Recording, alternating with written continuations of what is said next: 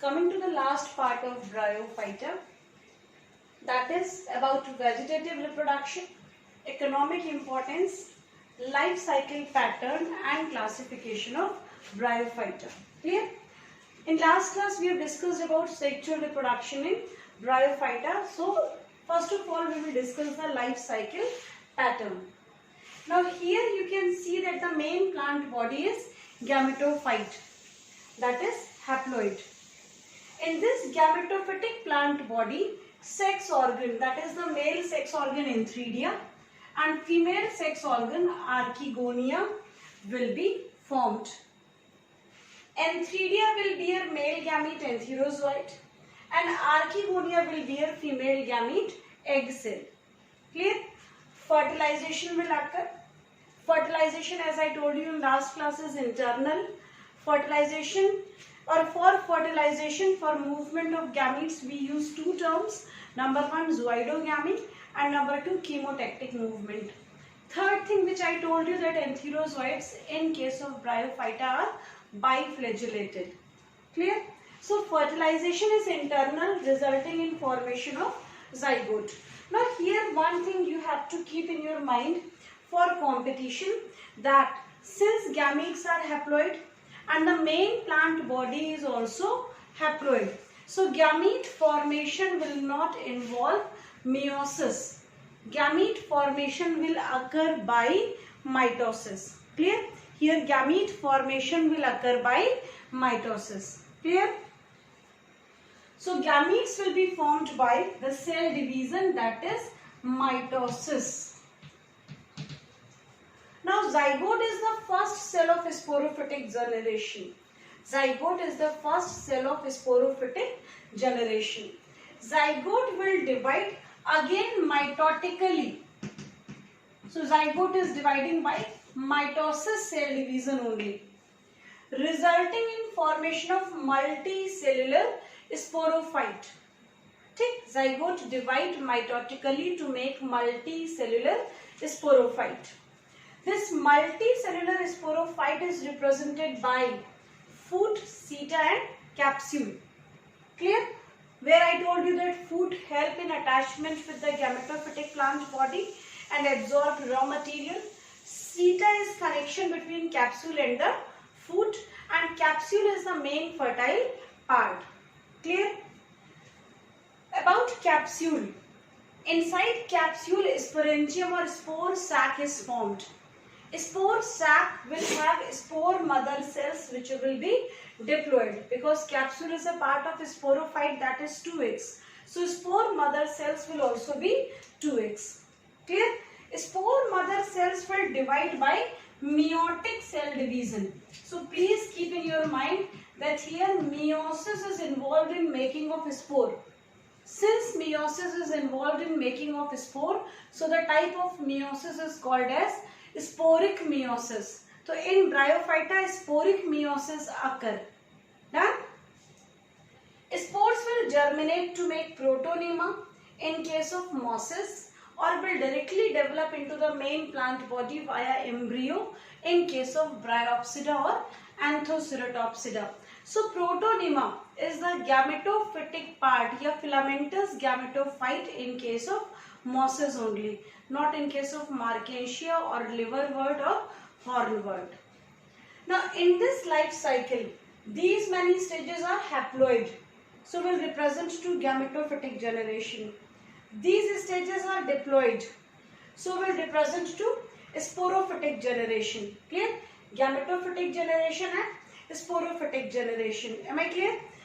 Since gametophytic generation is giving rise to sporophytic generation and sporophytic generation is giving rise to gametophytic generation, so first of all it is alternation of generation, and both the stages are having equal dominating form. Dominating form का मतलब they are, you can say that, visible. Clear? They are multicellular. That is why it is said that in Bryophyta or even in Pteridophyta as well, there is clear morphological alternation of generation. Done? So alternation of generation, clear morphological alternation of generation can be seen in Bryophyta and Pteridophyta. In life cycle, half of their stages are haploid and half of their stages are diploid. So this life cycle pattern is called as haplodiplontic. Done? Haplodiplontic type of life cycle pattern. On the other hand, when we talk about vegetative reproduction in Bryophyta occur in two ways. Number one, by vegetative buds. These are exogenous buds. That is, if you will see the thallus of Marchantia, here are some cup-like structures called as gamma cup. These cups are present outside on the surface of thallus, so will be called as exogenous. Clear? When they will detach from the parent plant, they will develop into a new plant.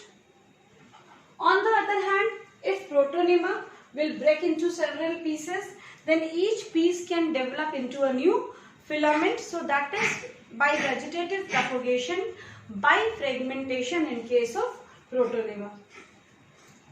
Economic importance. Bryophytes do not have much of economic importance. One thing which is given in the book, that is about sphagnum, also called as peat moss. It has hygroscopic tissue. Hygroscopic tissue has very good water holding capacity. So where we have to retain the moisture, there we use moss, that is sphagnum. All those who are fond of gardening, they are very well aware about sphagnum, where we use it as for water holding in the pot. Clear? Then pioneer species in succession after lichen. Now what is pioneer species? Here I am writing one more thing on in xeric succession.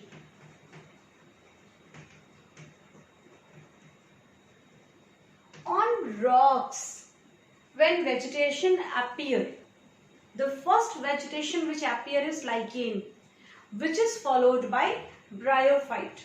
Clear? So the first, you can say that vegetation which is appearing, that is called as pioneer species, pioneer community. Lichens are followed by bryophyte. So after lichen, bryophytes are the pioneer species, pioneer community in case of xeric succession. Xeric means on dry area, that is like rock. Clear? Then about classification of Bryophyta. As we have seen in the chapter living bird, when Opsida is the suffix, it means we are talking about the class. So Bryophyta is divided into three classes, although only two are given in your book. But you should know this also, why I am just telling. First is Hepaticopsida. General name of Hepaticopsida is liverbirds. As we discussed in last class, or here also you can see Marchantia is looking like liver. So these are called as liverbirds. Anthoceratopsida are called as hornbirds.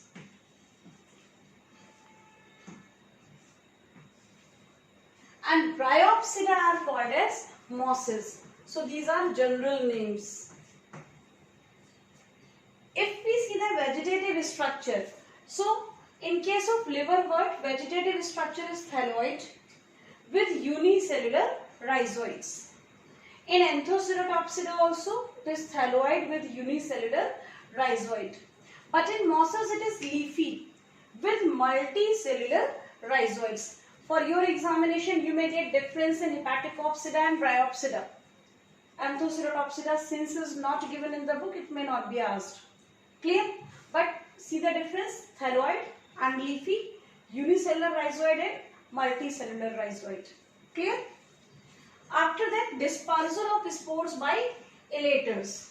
Elaters, in last class I told you that these are hygroscopic hairs which help in dispersal of spores. In case of Anthoceratopsida, these are called as pseudoelaters. Clear? And in case of Bryopsida or mosses, as we have seen in last video, that there are 32 peristomial teeth which help in dispersal of spores. Then Protonema formation does not occur in liverworts. Protonema formation does not occur in hornworts also. But protonema formation occur in case of mosses. You may get a question, in which of the following protonema can be seen? Marchantia, Rixia, Anthoceros and Funaria. So we can find protonema in case of Funaria. About examples, Rixia and Marchantia. As I already told you, Rixia is the simplest bryophyte. One exception in last class we have seen, Porella is leafy. So one more exception. Here is Anthoceros. Why Anthoceros is important? Thallus of Anthoceros on its ventral surface, that is the lower surface, has colony of blue-green algae. So Anthoceros is found in association with blue-green algae, symbiotic association, and help in nitrogen fixation. In case of mosses, example will be Funaria and Sphagnum. Clear?